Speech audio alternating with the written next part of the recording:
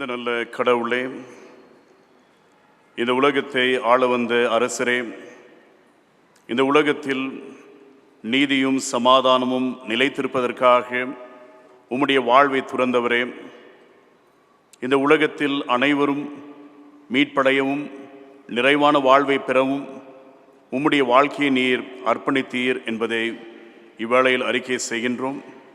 இந்த நாளிலும் கூட குருத்தோலைகளை பிடித்து கொண்டு ஓசன்னா என்று கூக்குரலிட நீர் எங்களுக்கு தந்திருக்கின்ற வாய்ப்புக்காக நன்றி கூறுகின்றோம்.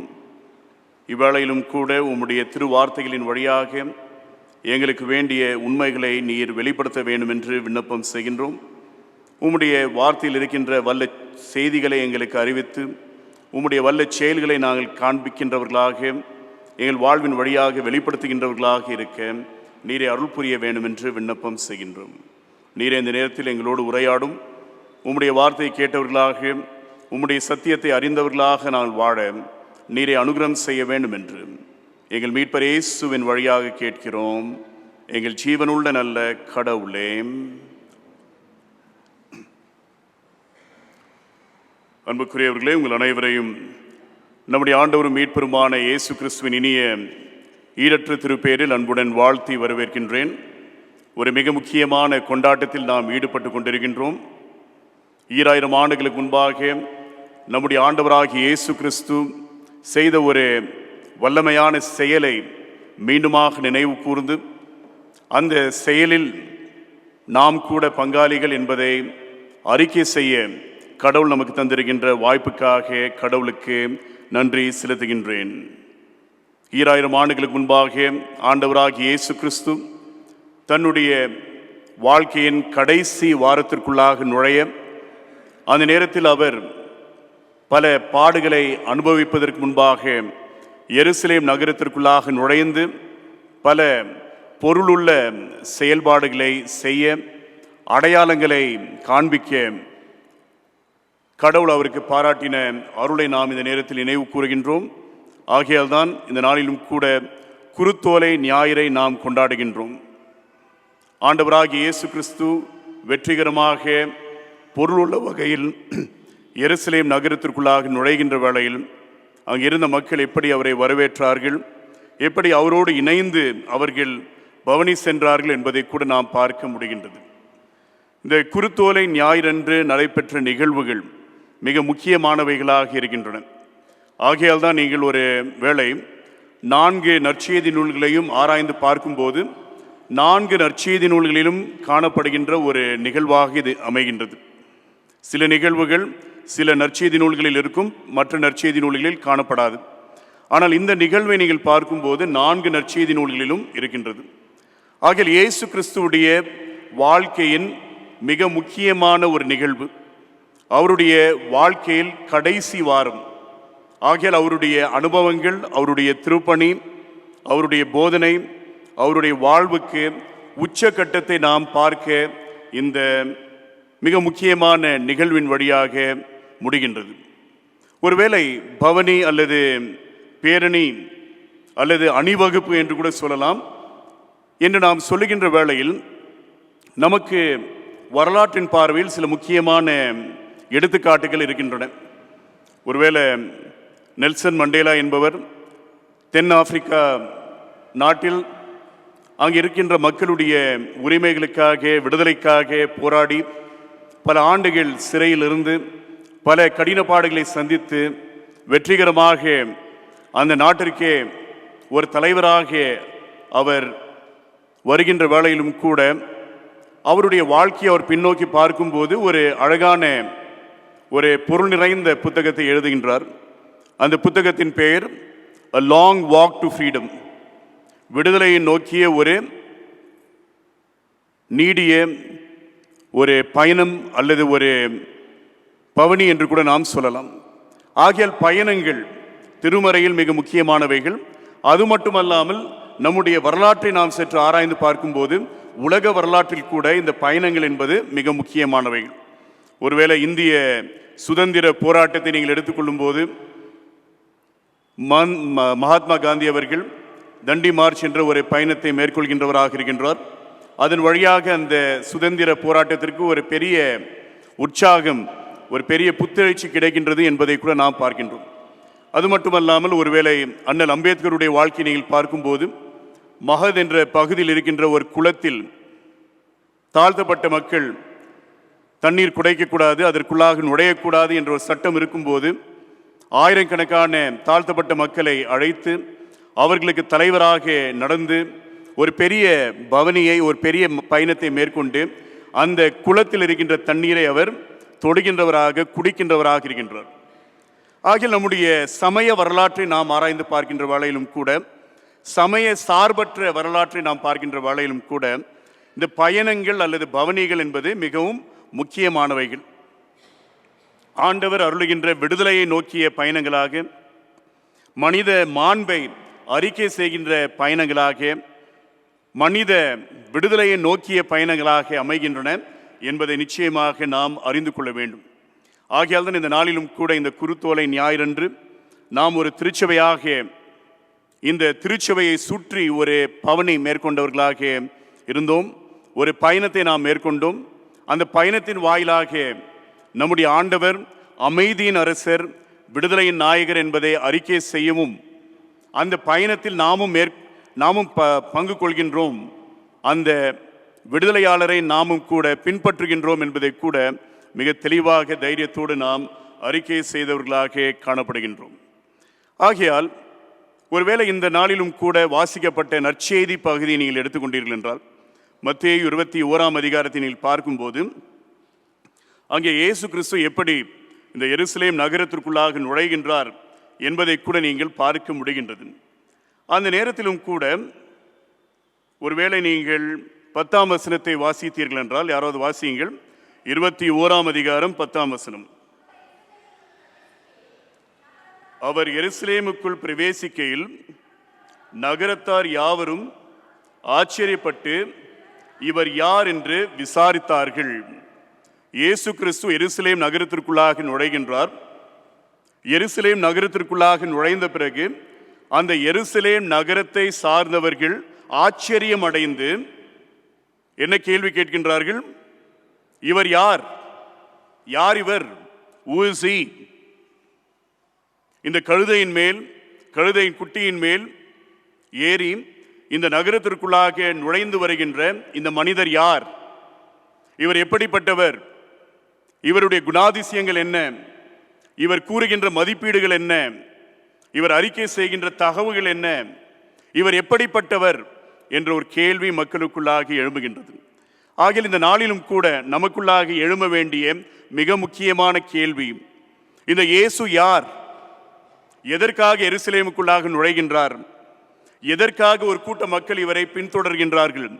எதற்காக இந்த மக்கள் இவரை மகிமைப்படுத்துகின்றார்கள், பாடி போற்றுகின்றார்கள் என்ற கேள்வி நமக்குள்ளாக இருக்க வேண்டும். ஆகையால் தான் இந்த நாளிலும் கூட நமக்கு வழங்கப்பட்டிருக்கின்ற தலைப்பு, தென்னிந்திய திருச்சபையின் அருளுரை மரபின்படி நமக்கு வழங்கப்பட்டிருக்கின்ற தலைப்பு, A New King in the Temple. ஆலயத்தில் ஒரு புதிய அரசர். ஆலயத்தில் ஒரு புதிய அரசர். யார் இவர் என்று பார்க்கும்போது இவர் ஒரு அரசராக இருக்கின்றார். ஒரு புதிய அரசர். புதிய அரசர் என்று சொல்லும்போது புதுமையான அரசர், புதுமையான ஆளுகையை புரிகின்ற அரசராக இருக்கின்றார். இவருடைய ஆளுகை வித்தியாசமான ஆளுகையாக இருக்கின்றது.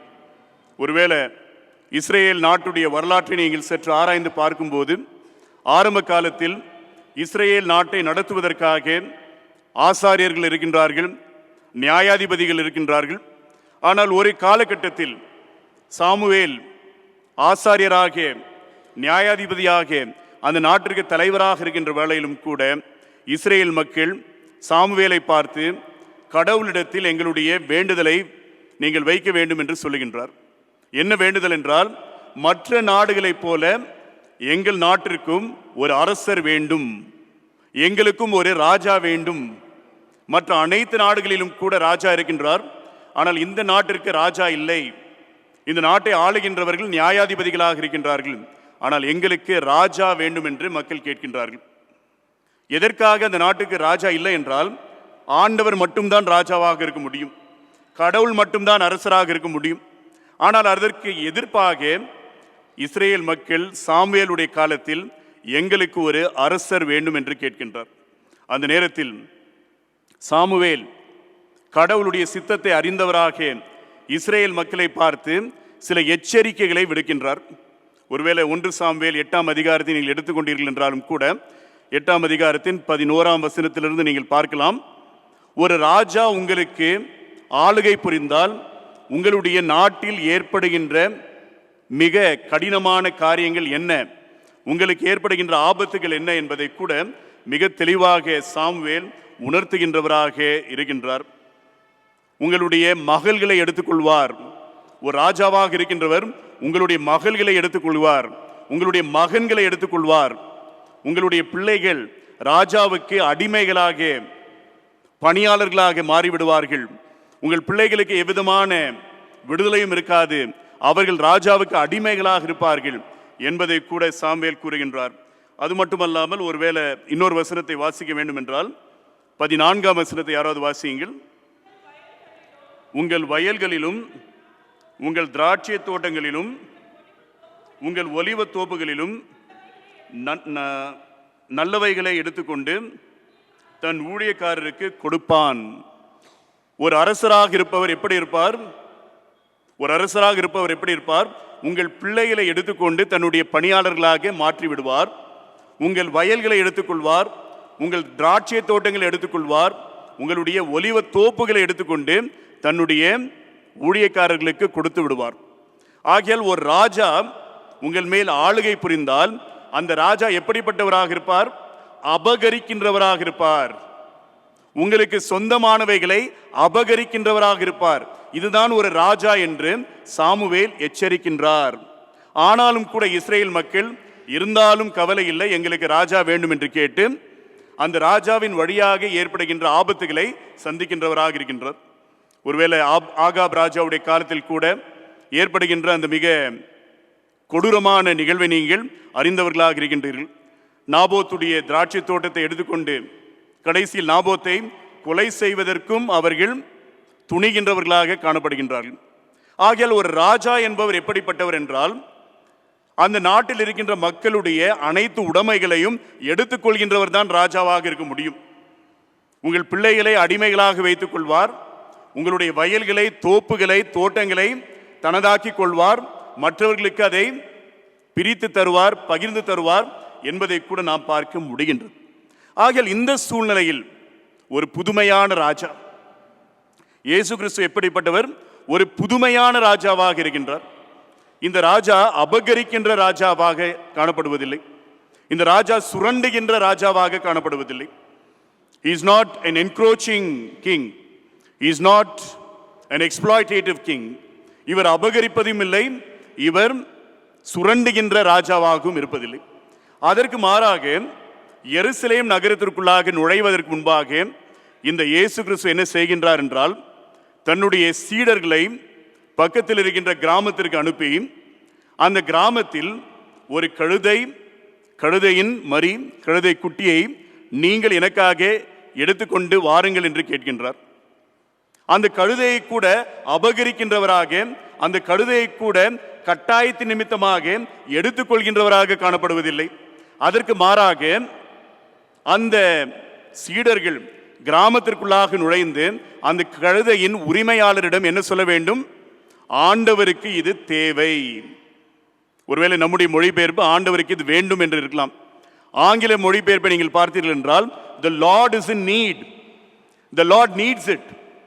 ஒருவேளை NRSV பார்த்தீங்கன்னா the Lord is in need. ரொம்ப குழப்பமான ஒரு வாக்கியம். ஆண்டவருக்கு தேவை இருக்க முடியுமா? அனைவருடைய தேவையை பூர்த்தி செய்கின்றவர் தான் ஆண்டவர், இல்லையா? நாம் ஜெபிக்கின்றோம், நம்முடைய தேவைகளை நிறைவேற்றுகின்ற கடவுளாக இருக்கின்றார். ஆகிய கடவுளுக்கே தேவை இருக்குமா? ஆனா இந்த வசனத்தை பார்க்கும்போது இந்த கடவுள் தேவையில் இருக்கின்ற கடவுளாக இருக்கின்றார். ஏனென்றால் இயேசு கிறிஸ்து இன்னொரு சூழ்நிலையில் என்ன சொல்கின்றார்? நரிகளுக்கு குழிகள் இருக்கின்றன, ஆகாயத்து பறவைகளுக்கு கூடுகள் இருக்கின்றன, ஆனால் மனித குமாரனுக்கு தலை சாய்ப்பதற்கு இடமில்லை. நரிகளுக்கு கூட குழிகள் இருக்கின்றன, பறவைகளுக்கு கூட கூடுகள் இருக்கின்றன. ஆனால் மனிதகுமாரனுக்கு தலை சாய்ப்பதற்கு ஒரு சிறிய இடம் கூட இல்லை என்று சொல்லும்போது, இந்த ஆண்டவர் உரிமை பாராட்டுகின்ற ஆண்டவர் அல்ல, இந்த ஆண்டவர் அபகரிக்கின்ற ஆண்டவர் அல்ல, இந்த ஆண்டவர் சுரண்டுகின்ற ஆண்டவர் அல்ல, இந்த ஆண்டவர் தேவையில் இருக்கின்ற ஆண்டவராக இருக்கின்றார். ஒரு மிக சிறந்த கிறிஸ்தவ பாடலாசிரியர் ஆண்டவராகிய இயேசு கிறிஸ்துவுடைய இந்த சிறப்பான பண்பை வைத்துக்கொண்டு ஒரு அழகான பாடலை எழுதினார். நம்முடைய கீர்த்தனைகளில் காணப்படுகின்ற ஒரு அழகான பாடல். ஒருவேளை அந்த பாடல் உங்களுக்கு தெரியுமா என்று எனக்கு தெரியாது. கீர்த்தனைகளில் காணப்படுகின்ற 347ஆம் பாடல். கீர்த்தனைகளில் காணப்படுகின்ற 347ஆம் பாடல். அந்த பாடலின் வரிகளை உங்களுக்காக வாசிக்கின்றேன். இந்த புவி மீட்க வந்த பரமனுக்கு சொந்தம் நம் நெஞ்சம் அன்றோ. இந்த புவியை, இந்த உலகத்தை மீட்க வந்த ஆண்டவருக்கு சொந்தம் நம்முடைய நெஞ்சம் மட்டுமே. அவருக்கு சொந்தமானது எதுவும் இல்லை. இந்த உலகத்தில் அவருக்கு சொந்தமானவைகள் எதுவும் இல்லை என்று சொல்லுகின்றார். அந்த முதலாம் சரணத்தை பாருங்கள். பசியுற்ற கூட்டம் புசித்திட ஈந்த ருசிமிக்க மீனப்பம் இரவல். இல்லையா? அந்த மீனப்பத்தை ஒரு சிறிய பையனிடத்தில் இரவலாக வாங்கி அந்த மீனப்பத்தை ஆசீர்வதித்து 5000 பேருக்கு மேலாக மக்களுக்கு தருகின்றார். அந்த மீனப்பம் கூட அவருக்கு சொந்தமானதல்ல, மற்றவரிடம் வாங்கி அதை ஆசீர்வதித்து ஏராளமான ஒரு கூட்டத்திற்கு அருளுகின்றார். பெருகிய கூட்டம் நெருங்கிய போது அமர்ந்திட்ட படகுமே இரவல். இல்லையா? ஒரு பெரிய கூட்டம் ஏற்படும் போது அந்த கூட்டத்திற்கு போதனை அளிக்க வேண்டும் என்று நினைத்து ஒரு படகில் ஏறுகின்றார். அந்த படகு கூட அவருக்கு சொந்தமானதல்ல, அந்த படகு கூட ஒரு இரவலாக அவர் வாங்கின படகாக இருக்கின்றது. மறை நிறைவேற எருசலேம் பவனி புறப்பட்ட கழுதையும் இரவல். இல்லைங்களா? எவ்வளவு அழகான பாடல் பாருங்க. எருசலேம் நகரத்திற்குள்ளாக நுழையும் போது ஒரு கழுதையின் மேல் நுழைகின்றார். அந்த கழுதை கூட அவருக்கு சொந்தமானதல்ல, அந்த கழுதை கூட இரவல். விருந்தினை கூடி அருந்திய போது இருந்த மேலறையும் இரவல். இல்லைங்களா? தன்னுடைய சீடர்களோடு இணைந்து ஒரு மேலறையில் விருந்திருக்கின்றார். அந்த மேலறை கூட இவருக்கு சொந்தமானதல்ல, அதுவும் கூட இரவல். இன்னொருவரிடம் கடன் வாங்குகின்றவராக இருக்கின்றார். அரையுண்ட சிலுவை அணிந்த முள்முடியும் அரசளித்த பரிசும் இரவல். இல்லைங்களா? அவருடைய சிலுவை, அவருடைய அந்த முள்முடி, இவைகள் கூட அரசு அளித்த பரிசாக இரவலாக இருக்கின்றது. கடைசியாக திருவுடலினையே சுருட்டின துணியும் இடுக்குழி கல்லறையும் இரவல். அவருடைய வாழ்க்கையை நீங்கள் பார்க்கும்போது ஒவ்வொரு தருணத்திலும் கூட, ஒவ்வொரு முக்கியமான நிகழ்விலும் கூட இரவல் தான் மிக முக்கியமாக காணப்படுகின்றது. ஆகையால் இந்த அரசர் எப்படிப்பட்ட அரசர் என்று பார்க்கும்போது, இவர் உடைமைகளை உரிமை பாராட்டுகின்ற அரசர் அல்ல, இவர் அநீதியாக மற்றவர்களுடைய உடைமைகளை சுரண்டுகின்ற அரசர் அல்ல, இவர் அநியாயமான முறையில் மற்றவர்களுடைய உடைமைகளை அபகரிக்கின்ற அரசர் அல்ல. அதற்கு மாறாக இந்த அரசர் நீதியின் அரசராக இருக்கின்றார். இந்த அரசர் மிக முக்கியமாக தனக்கு சொந்தமாக எதையுமே வைத்துக் கொள்ளாமல் இவர் ஒரு புதுமையான ஆட்சியை புரிகின்றவராக இருக்கின்றார். ஆகையால் தான் இந்த அரசர் யார் என்று பார்க்கும்போது ஒரு புதிய ஆளுகையை ஏற்படுத்துகின்ற அரசராக இருக்கின்றார் என்பதை நிச்சயமாக நாம் அறிந்து கொள்ள வேண்டும். இரண்டாவதாக, முதலில் ஒரு புதுமையான ஆளுகை, a new form of regime, a new form of reign, a new form of rule. இரண்டாவதாக புதுமையான ஒரு ஆன்மீகம், புதிய ஒரு ஆன்மீகம், a new spirituality.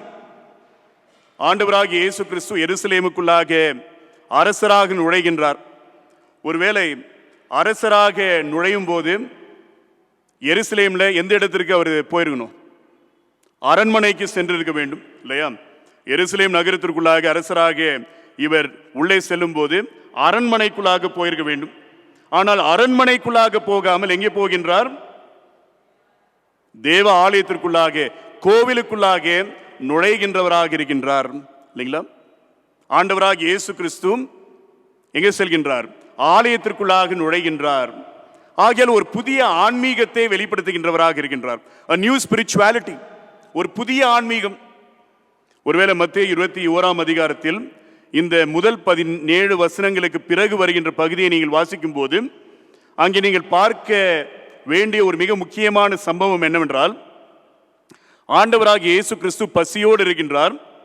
பசியோடு இருக்கின்ற வேளையில் தூரத்தில் ஒரு மரத்தை பார்க்கின்றார். அத்தி மரமாக இருக்கின்ற ஒரு மரம்.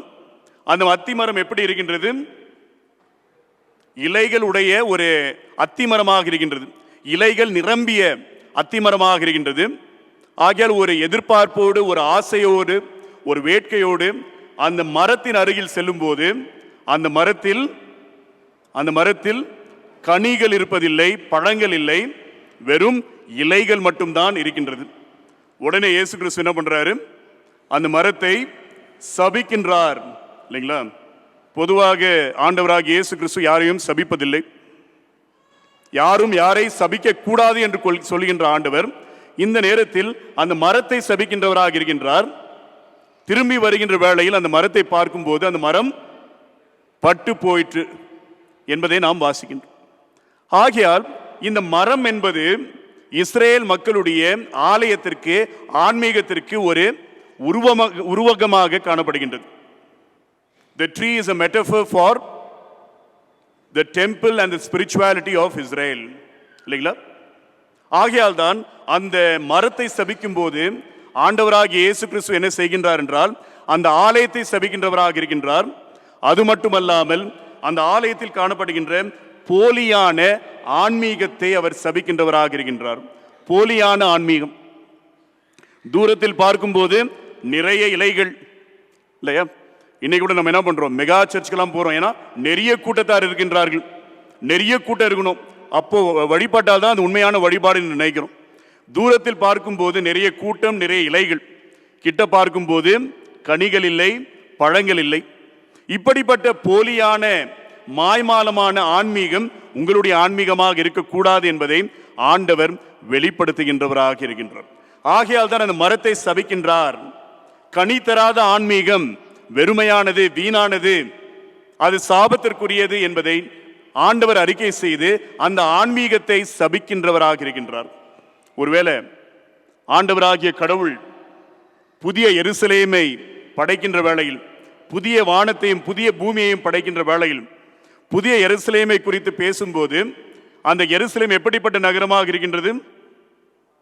வெளிப்படுத்தின விசேஷம் 21ஆம் அதிகாரத்தில் காணப்படுகின்ற அந்த புதிய எருசலேம், அந்த புதிய எருசலேமில் இருக்கின்ற ஒரு தனி சிறப்பு என்ன? அந்த நகரத்தில் எது இருக்காது? அந்த நகரத்தில் எது இருக்காது?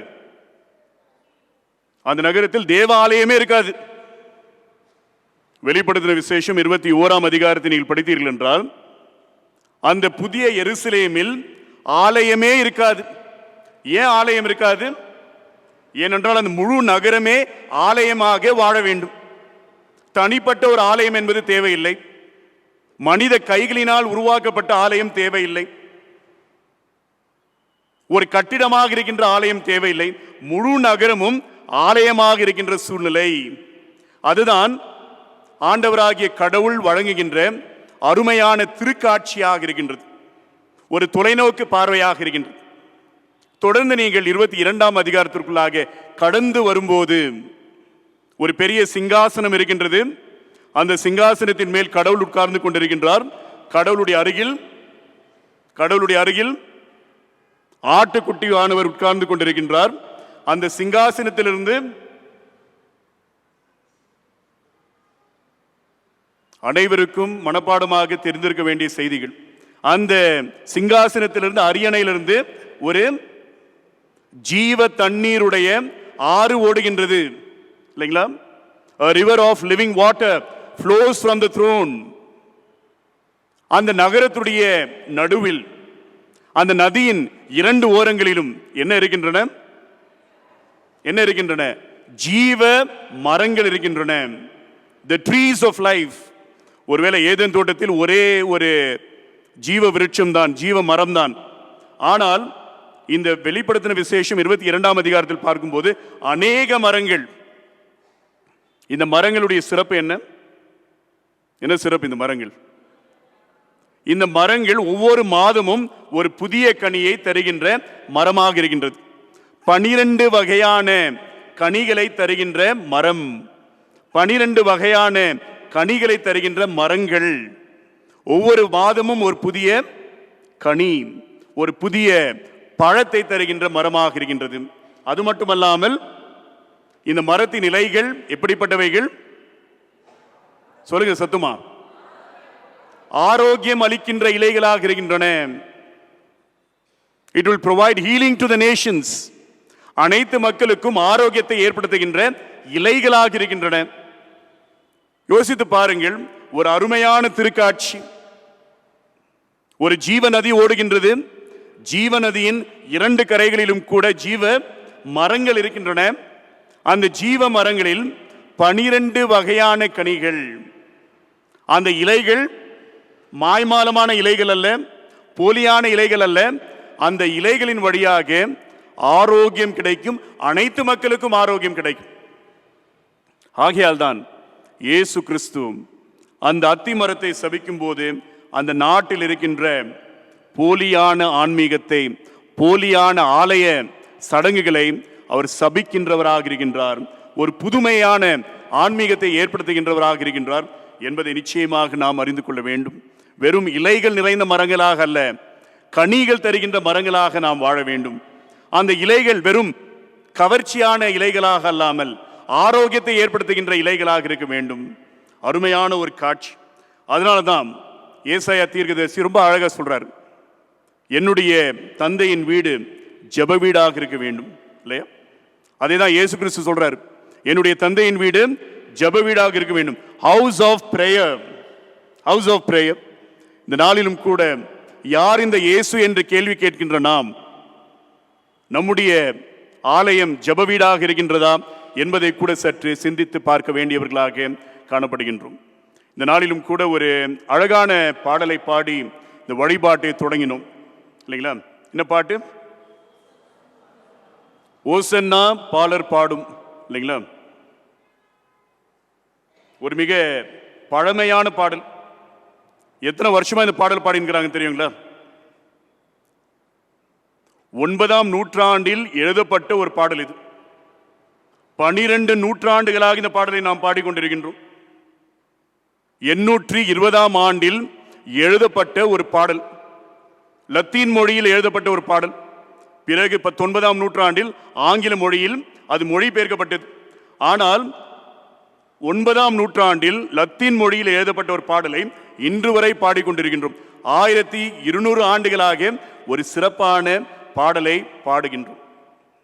ஆங்கிலத்தில் அந்த பாடலுடைய பெயர் all glory lord and honour இல்லைங்களா? All glory lord and honour. எந்த சூழ்நிலையில் எழுதப்பட்ட பாடல்? ஒரு பேராயர், அவருடைய பேர் தியோடல்ஃப்.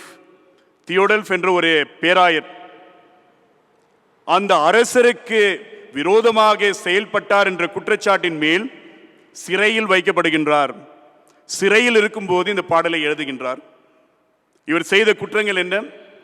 அந்த நாட்டில் இருக்கின்ற அனைத்து மக்களும் படிக்க வேண்டும் என்பதற்காக பள்ளிக்கூடங்களை ஏற்படுத்தினார், கல்வி கூடங்களை உண்டாக்கினார், ஏழைகளுக்கு உதவி செய்தார். இப்படி அந்த நாட்டில் இருக்கின்ற மக்களுக்கு உதவி செய்து பெரிய சீர்திருத்தங்களை ஏற்படுத்தினார். அரசியல் ரீதியான சீர்திருத்தங்கள், ஆன்மீக ரீதியான சீர்திருத்தங்கள், சமய ரீதியான சீர்திருத்தங்களை ஏற்படுத்துகின்றவராக காணப்படுகின்றார். அந்த சூழ்நிலையில் அந்த நாட்டின் அரசர், இந்த பேராயர் நாட்டிற்கு விரோதமாக, எனக்கு விரோதமாக செயல்பட்டிருக்கின்றார் என்று சொல்லி அந்த குற்றச்சாட்டின் மேல் அவரை சிறையில் வைக்கின்றார். குருத்தோலை ஞாயிறன்று நாம் அனைவரும் நல்லா இங்கே ஆலயத்தில் உட்கார்ந்து கொண்டிருக்கின்றோம். ஆனால் 12 நூற்றாண்டுகளுக்கு முன்பாக இந்த தியோடல்ஃப் என்ற ஒரு பேராயர் குருத்தோலை ஞாயிறை ஒரு சிறை கைதியாக கொண்டாட வேண்டிய ஒரு சூழ்நிலை ஏற்பட்டது. அந்த சூழ்நிலையில் அவர் எழுதுகின்ற பாடல், அந்த பாடலை தான் 12 நூற்றாண்டுகளாக நாம் பாடிக்கொண்டு வருகின்றோம். சீர்திருத்தங்களை ஏற்படுத்த முயற்சித்த ஒரு பேராயரை நாம் இந்த நாளில் கொண்டாட வேண்டியவர்களாக காணப்படுகின்றோம். ஒரு புதிய ஆன்மீகம். ஆலயம் என்பது மக்களுக்காக, ஆலயம் என்பது லாபத்திற்காக அல்ல. The temple is not for profits, it's for people. ஆகையால் தான் இயேசு கிறிஸ்து அந்த ஆலயத்திற்குள்ளாக நுழைந்த பிறகு விற்பனை செய்கின்றவர்களை வெளியே துரத்தி, காசுக்காரர்களுடைய மேசைகளை கீழே தள்ளி, குருடர்கள், சப்பானிகள், சிறு பிள்ளைகள் ஆலயத்தின் மையத்திற்குள்ளாக வந்து அந்த மைய பகுதியில் ஆண்டவரை தொழுது தோத்திருக்கின்றவர்களாக காணப்படுகின்றார்கள். இதுதான் புதிய ஆன்மீகம். எனக்கு பிரியமானவர்களே, இந்த குருத்தோலை ஞாயிறன்று ஒரு புதிய ஆன்மீக உடையவர்களாக நாம் இருக்கின்றோமா என்பதை கூட நாம் சிந்திக்க வேண்டியவர்களாக இருக்கின்றோம். கடைசியாக இன்னொரு காரியத்தை சொல்லி முடிக்கலாம் என்று நினைக்கின்றேன். இந்த புதிய அரசர் எப்படிப்பட்டவர் என்று பார்க்கும்போது ஒரு புதிய ஆளுகை புரிகின்றவராக இருக்கின்றார். இவருடைய ஆட்சியின் கீழ் ஒரு புதிய ஆன்மீகம் காணப்படுகின்றது. மிக முக்கியமாக இந்த நாளில் நம் அனைவருக்கும் ஒரு புதிய அழைப்பை தருகின்றவராக இருக்கின்றார். A new invitation, a new call to each one of us. புதிய அழைப்பு. இந்தியாவின் விடுதலை போராட்டத்தில் மிக முக்கியமான ஒரு பங்கை வகித்தவர் ஒரு சிறந்த கவிஞர், நாமக்கல் பகுதியை சார்ந்த கவிஞர், ராமலிங்க பிள்ளை என்று பெயர் கொண்ட ஒரு கவிஞர், நாமக்கல் கவிஞர் என்று கூட அழைக்கப்படுகின்ற ஒரு கவிஞர். அந்த விடுதலை போராட்டத்திற்கு ஒரு பாடலை எழுத வேண்டும் என்று நினைக்கும் போது ஒரு அழகான பாடலை அவர் எழுதுகின்றார். அந்த பாடலுடைய வரி எப்படி இருக்கின்றது என்றால், கத்தியின்றி இரத்தமின்றி யுத்தம் ஒன்று வருகுது, சத்தியத்தின் நித்தியத்தை நம்பும் யாரும் சேருவீர். அழகான பாடல். ஒருவேளை அந்த பாடல் நம்முடைய குருத்தோலை ஞாயிறுக்கு ஒரு பொருத்தமான பாடலாக இருக்கின்றது. ஆண்டவர் புரிகின்ற போர், ஆண்டவர் தொடுக்கின்ற யுத்தம் எப்படிப்பட்ட யுத்தம்? கத்தி இல்லாத ஒரு யுத்தம், ரத்தம் இல்லாத ஒரு யுத்தம், இல்லைங்களா? ஆண்டவர் எருசலேமுக்குள்ளாக நுழையும் போது எருசலேமில் இருக்கின்ற அநீதிக்கு, அநியாயத்திற்கு எதிர்ப்பாக ஒரு போராட்டத்தை தொடங்குகின்றார், ஒரு போரை தொடுக்கின்றவராக இருக்கின்றார். ஆனால் இந்த போர் வன்முறை சார்ந்த போர் அல்ல. இந்த போர் ஆயுதங்களை கொண்டு நடத்தப்படுகின்ற போர் அல்ல. இந்த போர் எப்படிப்பட்ட போர்? இரத்தமின்றி கத்தியின்றி செய்யப்படுகின்ற போர். யாரெல்லாம் சத்தியத்தின் நித்தியத்தை நம்புகின்றார்களோ அவர்கள் அனைவரும் அந்த போரில் ஈடுபட்டார்கள். ஆகையால் தான் எருசலேமுக்குள்ளாக இயேசு நுழையும் போது ஒரு திரளான கூட்டம் இயேசு கிறிஸ்துவை பின்தொடங்குகின்றார்கள். அவர்கள் எப்படி இருந்தார்கள்? அவர்கள் கலிலேயா பகுதியை சார்ந்த பாமர மக்கள், விடுதலை உணர்வோடு, மனித மாண்பு, மனித உரிமைகள் அறிக்கை செய்யப்பட வேண்டும் என்ற உணர்வோடு அந்த போராட்டத்தில், அந்த பேரணியில், அந்த பவனியில் கலந்து கொள்கின்றவர்களாக காணப்படுகின்றார்கள். அதனால தான் இயேசு கிறிஸ்து தன்னுடைய சீடர்களை பார்த்து என்ன சொல்கின்றார்? அந்த கிராமத்திற்கு நீங்கள் சென்றீர்கள் என்றால் அந்த கிராமத்தில் இருக்கின்ற கழுதையை நீங்கள் அவிழ்த்து கொண்டு வர வேண்டும். untie the donkey, untie the colt, அவிழ்த்து கொண்டு வர வேண்டும். இந்த நாளிலும் கூட குருத்தோலை ஞாயிறு பவனியில் ஈடுபடுகின்ற, கலந்து கொள்கின்ற நம் அனைவருக்கும் ஆண்டவர் வைக்கின்ற மிக முக்கியமான அறைக்கூவல் என்னவென்றால், கட்டப்பட்டவர்களை அவிழ்த்து நீங்கள் கொண்டு வர வேண்டும். அடிமைத்தனங்களில் இருக்கின்றவர்களை நீங்கள் விடுவித்து கொண்டு வர வேண்டும். பலவிதமான கட்டுகளின் மத்தியில் வாழ்கின்றவர்களுக்கு நீங்கள் விடுதலையை அறிவிக்கின்றவர்களாக இருக்க வேண்டும். அருமையான ஒரு செயல்பாடு, அருமையான ஒரு காட்சி. அந்த கட்டுகளை அவிழ்த்து நீங்கள் கொண்டு வர வேண்டும் என்று சொல்லுகின்றார். அது மட்டுமல்லாமல் இயேசு கிறிஸ்து பவனி செய்கின்ற வேளையில் அந்த மக்கள் என்ன செய்தார்கள்? அவருடைய மேல் வஸ்திரங்களை எடுத்து பாதையின் மேல் விரித்தார்கள், அந்த கழுதையின் மேல் விரித்தார்கள். தங்கள் மேல் வஸ்திரங்களை எடுத்துக்கொண்டு அதை துறந்து அதை விரிக்கின்றவர்களாக இருக்கின்றார்கள். ஆகிய நமக்கு முன்பாக இருக்கின்ற அழைப்பு, நம்முடைய வாழ்க்கையில் காணப்படுகின்ற போலியான பாதுகாப்புகளை, நம்முடைய வாழ்க்கையில் காணப்படுகின்ற போலியான எண்ணங்களை, போலியான கருத்தியல்களை துறக்க, விட்டுவிட நாம் ஆயத்தமாக இருக்கின்றோமா என்பதை நாம் சற்று ஆராய்ந்து பார்க்க வேண்டும். அது மட்டுமல்லாமல் அந்த கூட்ட மக்கள் என்ன செய்தார்கள்? மரங்களில் இருக்கின்ற இலைகளை அறுத்தார்கள். அந்த இலைகளை அறுத்து அதை கரங்களில் வைத்துக்கொண்டு அவர்கள் அந்த பவனியில் கலந்து கொண்டார்கள். ஒருவேளை சகரியா தீர்க்கதரிசியுடைய அந்த தீர்க்க தரிசனத்தை நீங்கள் பார்க்கும்போது, ஆண்டவருடைய நாள் வரும்போது அவர் ரதங்களை அறுத்து விடுவார். He will cut off the chariots. He will cut off the war horses. யுத்தம் செய்கின்ற குதிரைகளை, அந்த ரதங்களை அவர் அறுத்து விடுவார் என்ற அருமையான காட்சியை நாம் பார்க்க முடிகின்றது. எனக்கு பிரியமானவர்களே, நமக்கு முன்பாக கடவுள் வைத்திருக்கின்ற அழைப்பு, இந்த யுத்தத்தில் நீங்கள் பங்கேற்பீர்களா? இந்த பவனியில் நீங்கள் பங்கேற்பீர்களா? இந்த பேரணியில் நீங்கள் பங்கேற்பீர்களா? இந்த அணிவகுப்பில் நீங்கள் பங்கேற்பீர்களா என்பதை நம்மிடம் கேட்கின்றவராக இருக்கின்றார். மிக முக்கியமான ஒரு கேள்வி. இந்த வாரத்தில் சிலுவையை நோக்கி நாம் பயணம் செய்ய இருக்கின்றோம். சிலுவையை நோக்கி பயணம் செய்ய இருக்கின்றோம். அதன் பிறகு ஆண்டவருடைய மகிமையான உயிர்த்தெழுதலை கொண்டாட இருக்கின்றோம். நிறைய பேர் என்ன பண்ணுவாங்கன்னா, நேராக பாம் சண்டையிலேருந்து ஈஸ்டருக்கு போக ஆசைப்படுவாங்க இல்லைங்களா? அதனால தான் ஆங்கிலத்தில் சொல்லுவாங்க, many people want to directly move from the parade to the party. They don't want to travel through the passion என்று சொல்வார்கள். You can travel from the parade to the party only when you travel through the passion, the week of passion.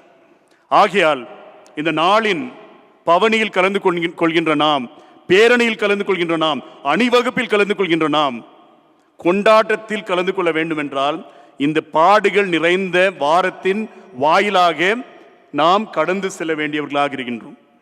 அடுத்த 6 நாட்கள் ஆண்டவருடைய பாடுகள், ஆண்டவருடைய அனைத்து விதமான துயரங்கள், உபத்திரவங்களை நாம் நினைத்து பார்த்து அதன் வழியாக ஆண்டவர் நமக்காக ஏற்படுத்தியிருக்கின்ற மீட்பை கொண்டாடுகின்றவர்களாக இருக்க வேண்டும். எனக்கு பிரியமானவர்களே, தொடர்ந்து ஆண்டவருடைய பவனியில் கலந்து கொள்ளுங்கள்.